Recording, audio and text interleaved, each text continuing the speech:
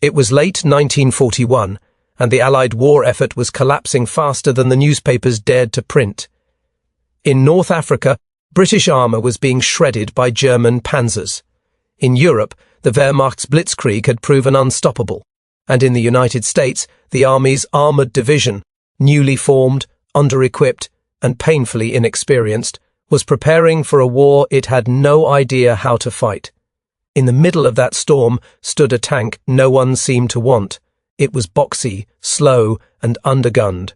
Soldiers joked it was a mobile coffin, mechanics cursed its fragile transmission, generals called it temporary, a stopgap until something better came along. Officially, it was the M3 Lee. Unofficially, it was useless. But history has a way of hiding its champions behind ridicule.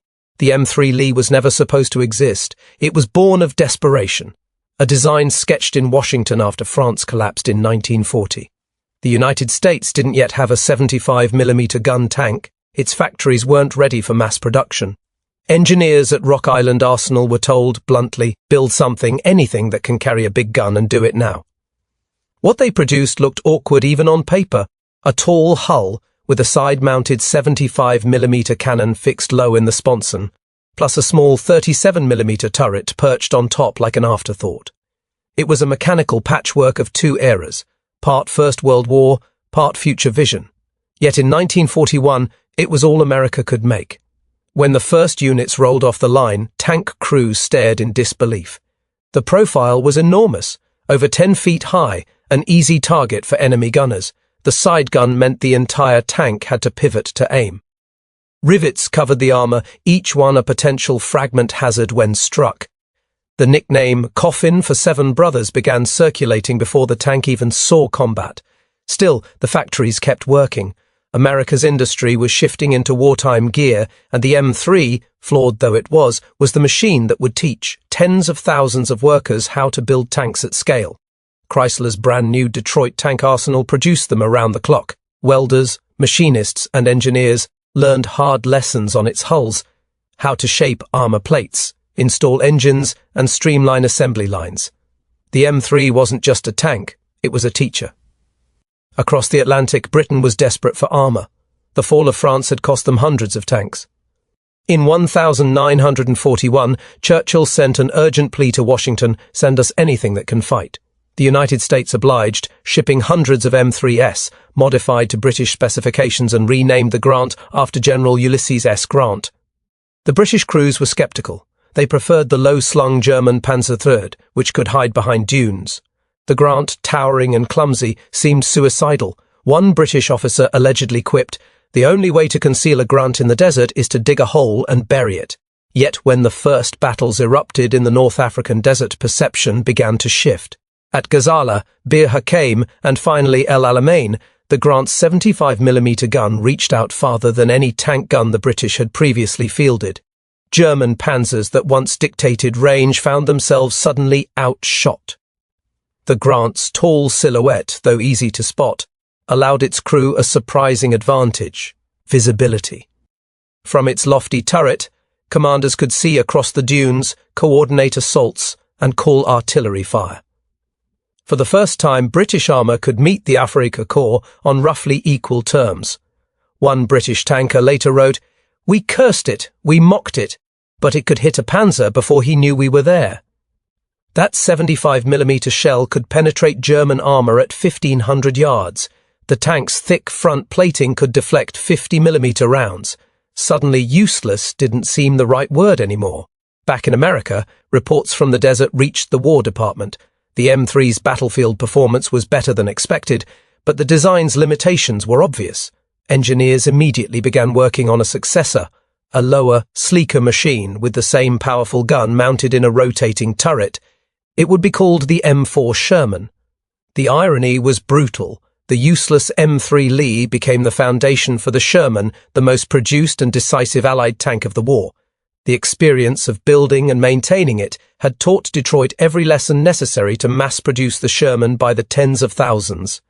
In the desert, the Grant was earning something else: fear. Rommel's intelligence officers began reporting a new heavy tank among the British forces, one that could destroy their panzers from beyond effective range. The Germans misjudged it at first, assuming it was rare. Then they realized hundreds were arriving monthly. By the summer of 1942, entire British regiments were equipped with Grants. In engagements around El Alamein, they spearheaded assaults alongside Crusaders and Valentines, blasting German armour off the ridgelines. British doctrine began shifting toward combined arms warfare, using the Grant's firepower to punch holes for infantry and faster tanks to exploit. Rommel later wrote in his diary that the introduction of the Grant forced the Afrika Korps to adapt new tactics, proof that even a stopgap design could change an entire theatre. But perhaps the most remarkable story came from the Soviet Union. Under Lend-Lease, hundreds of M3 Lees were shipped to the Red Army. Soviet crews detested its height and side gun but praised its reliability and heating system in brutal winter conditions. Many served through 1944 on secondary fronts. A tank, once mocked by every army, somehow ended up serving in nearly all of them. As 1943 dawned, the M3's front-line role faded, replaced by the more versatile Sherman. Yet its shadow remained. The assembly lines it birthed kept churning out Shermans faster than Germany could destroy them. Every American tanker who fought in Normandy or Italy owed his training, directly or indirectly, to the M3 Lee. History, it turned out, had been unfair to the useless tank. The M3 never had the glamour of the Tiger or the legend of the Sherman, but without it, the Allies would have entered North Africa blind and untested. It was the ugly bridge between desperation and dominance, the awkward prototype that carried a nation's industry from theory into unstoppable practice. And for that, the M3 Lee earned a place in history not as a failure, but as the tank that taught the Allies how to win a mechanized war. By 1945, when Berlin fell and the swastika was torn down, the M3's direct descendants were rolling through ruined German cities. The weapon born from Ridicule had, in a strange way, crushed the very empire that had inspired its creation. By the time the M3 was being replaced on the front lines, something unexpected had happened inside the factories that built it. The men and women who had once doubted their awkward creation began to take pride in it. They'd memorized every curve of its armor, every bolt on its chassis. In a Detroit canteen, one welder scrawled a message on the wall: "The tank they laughed at is winning the war." It wasn't hyperbole. The M3 had done something invisible but vital. It had unified an entire nation's industry under one banner of production. When Roosevelt promised the arsenal of democracy, it was this kind of machine he meant, a design that didn't have to be perfect, only buildable. For the first time, American car companies, toolmakers, and steel foundries were synchronized in purpose. Each new tank rolling off the line was faster, tighter, more efficient than the last. That rhythm of production became a weapon in itself. Germany built masterpieces, Tigers and Panthers that inspired awe, but they built them slowly, by hand, in specialized shops. America built systems. What it lacked in sophistication, it replaced with repetition, logistics, and relentless scale. And it all began with the M3. When the US entered the war after Pearl Harbor, there were fewer than 400 M3s in service. 2 years later, over 6,000 had been produced. The factories that had learned to weld its complex hull now turned out Shermans by the tens of thousands. By 1943, the Allies could afford to lose tanks and still keep fighting. Germany could not. Yet the story of the useless tank wasn't only about steel and rivets. It was about people, the men who fought in it, the mechanics who repaired it in the field, the crews who learned to trust a flawed machine and discovered courage inside it. One such crew was led by Lieutenant Jack Benton, a 25-year-old from Kansas who had never seen a desert before North Africa. His unit received brand-new Grants in early 1942. He remembered climbing into the turret for the first time, staring at the maze of levers, dials, and gears, and thinking, "We're supposed to fight Panzers with this?" In their first engagement near Gazala, Benton's tank took 2 direct hits. The first shell ricocheted off the front armor with a scream of metal. The second jammed the sponson gun. Smoke filled the cabin, men coughing, ears ringing. Benton ordered the driver to charge forward anyway. The Grant lurched through the dust, firing its 37mm turret gun while the loader tried to unjam the main cannon. Against odds that should have killed them, they survived, and when the smoke cleared, 2 German tanks lay burning ahead. Later, Benton wrote in his diary, "We laughed at her, we cursed her, but she took us home alive. Stories like his multiplied. Crews began painting names on their tanks: Old Ironsides, Dust Devil, Kansas Queen. The Grant had become more than a machine, it was a symbol of stubborn survival. Contrast that with the mythic German Tiger. In theory, it was unstoppable. In practice, it was temperamental, breaking down as often as it killed. A Tiger stranded by engine failure was a sitting target. Meanwhile, the humble Grant and its successor Sherman kept moving. Their secret wasn't superiority, it was reliability. In war, the tank that keeps moving wins. As the war shifted toward Europe, the M3's influence echoed in every Allied design. The British learned to mount bigger guns and develop the Churchill and Cromwell. The Americans perfected the Sherman's turret system. The Soviets, who had once sneered at the M3's clumsiness, borrowed elements of its suspension for field repairs. Still, when the official histories were written, the M3 faded into the background, overshadowed by the glamour of the Sherman and the legend of the T-34. Few remembered the awkward hybrid that came before them. But on the battlefield, veterans did. At reunions years later, former tankers would raise glasses to the machine that had gotten them through the early years. They remembered its rattling engine, the smell of oil and cordite, the claustrophobic heat. They remembered how it felt to drive into gunfire with a weapon everyone said wouldn't work, and win anyway. The psychological transformation was profound. A weapon once branded obsolete became an anchor of morale. It taught Allied crews that they could fight the supposedly invincible German army on its own terms. It taught factories that speed mattered more than perfection. It taught generals that initiative could compensate for design flaws. Even enemy intelligence eventually acknowledged it. Captured German documents from 1942 described the M3 as crude but formidable. One officer noted bitterly, "They build faster than we can destroy." It was perhaps the first quiet admission that the industrial tide had turned. There's irony here worth savouring. The M3's ungainly shape, its tall frame, its riveted armour, was the very thing that allowed faster construction. Its vertical surfaces made cutting and welding simpler. Its rivets required less precision machining. The design flaws that made it vulnerable in theory made it producible in practice.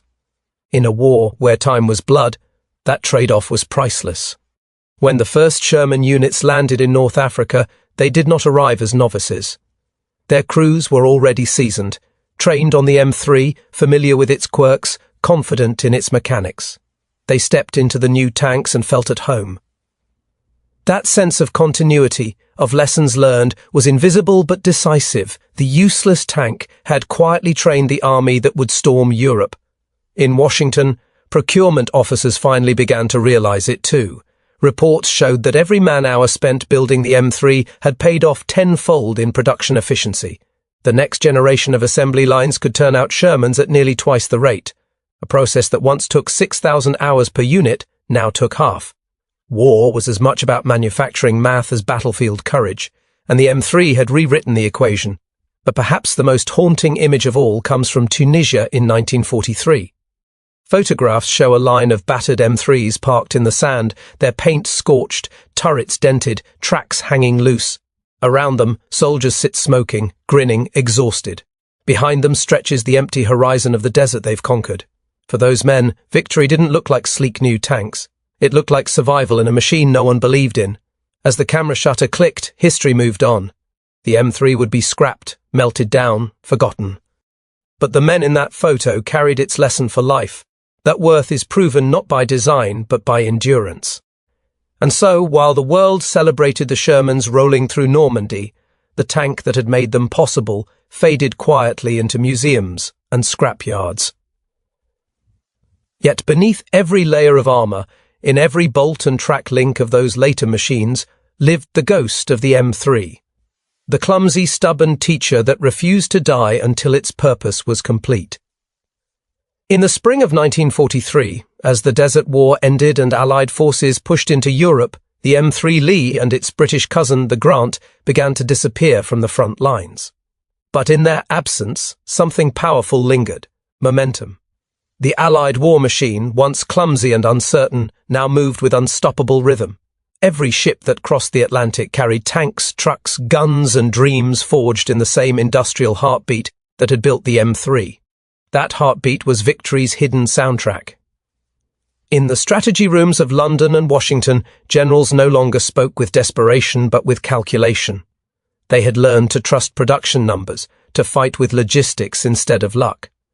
The M3 had taught them that war was not just won by soldiers, but by factories, by welders, by those who could turn blueprints into power.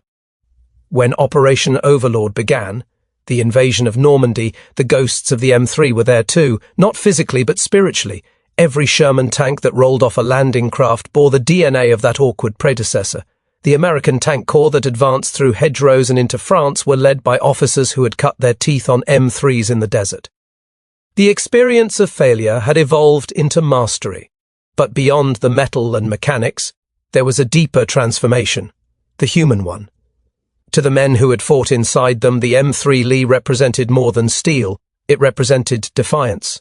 They had gone to battle in something the world dismissed as second-rate and had come back alive. That kind of story burns into the soul of an army. It creates belief, not in machines but in men, and that belief became the Allied edge. By late 1944, Germany's armoured divisions were fighting ghosts, machines they could destroy but a spirit they couldn't kill. When their Tiger tanks crushed a Sherman, 5 more appeared. When they claimed a victory, it felt hollow. The enemy just kept coming. What they didn't realize was that the willpower fueling those advances had been tempered years before in the desert inside the steel coffin of a so-called useless tank. War, as history often proves, is not a contest of perfection but persistence. The Germans had engineered the best tanks in the world. The Allies had built the ones that would never stop arriving. The M3 Lee was the first proof of concept, the imperfect weapon that showed what mass production could achieve. It was the moment the Allies stopped reacting and started overwhelming. There's a photograph taken in 1945 as the war drew to its bloody close. It shows a Sherman tank parked in the ruins of Cologne, its barrel still smoking. On its hull, faintly painted beneath the grime, is a single word, Lee. Historians can't trace its crew or confirm whether it was a tribute or coincidence, but the message is clear enough. Soldiers remembered where they came from. Even at the heart of victory, they carried the name of the machine that started it all. In hindsight, it's easy to romanticize war, to talk about turning points, strategy and weapons as if history were a chessboard, but the story of the M3 Lee cuts through that illusion. It reminds us that wars are not won by genius alone. They are won by adaptation, by humility, by the courage to use what you have until something better comes along. The M3 was not designed to be glorious, it was designed to exist, and that existence changed everything. Its side-mounted cannon, once a laughingstock, inspired design solutions for mounting larger guns on mobile platforms. Its height, once mocked, gave engineers lessons in balancing armor weight and visibility. Even its production flaws taught the next generation how to weld, assemble and repair under pressure. The M3 Lee was a mistake that became a masterpiece of education. In a way, it mirrors the soldiers who manned it, ordinary men thrust into extraordinary circumstances, imperfect but determined to endure.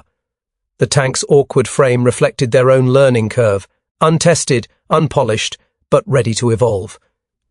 After the war, thousands of M3s were scrapped. Some were sold as surplus, stripped for parts, or buried in training ranges, yet a few escaped destruction. In small museums scattered across the world, from Bovington in England to Kubinka in Russia, you can still find one sitting quietly behind ropes, its paint faded, its rivets rusting. Tourists walk by, glancing briefly before moving on to the sleeker Shermans or monstrous Tigers. Few stop long enough to read the plaque. If they did, they'd learn that the machine in front of them wasn't just a relic. It was the first real symbol of Allied unity. It was America building for Britain, Britain trusting America, and together proving that democracy could outproduce dictatorship. In that sense, the M3 wasn't useless at all. It was prophetic. It showed what free nations could achieve when they stopped competing and started cooperating. That cooperation became the foundation of the post-war world. The factories that built tanks turned to building cars, tractors and airplanes. The welders who had learned on armoured hulls became the backbone of America's middle class, and the soldiers who survived inside the M3 carried its lessons home. Resilience, innovation, teamwork. They became the generation that rebuilt the world. Perhaps that's why, in veterans' reunions decades later, when they stood before their old machines, there was no mockery left, only affection. They'd pat the armor as if greeting an old friend. Some even said they missed it, the rattle, the smell of burnt oil, the sound of the engine roaring awake in the dawn before battle. To outsiders, it was just nostalgia, but to them, it was something deeper, a recognition that the tank had not failed them, no matter what the history books said. Because in the end, the M3 Lee was more than a machine. It was a symbol of persistence disguised as imperfection, a weapon that embodied the idea that even flawed beginnings can lead to great victories. And maybe that's the real secret weapon the Allies discovered. Not a new gun or technology, but the ability to see potential where others saw failure.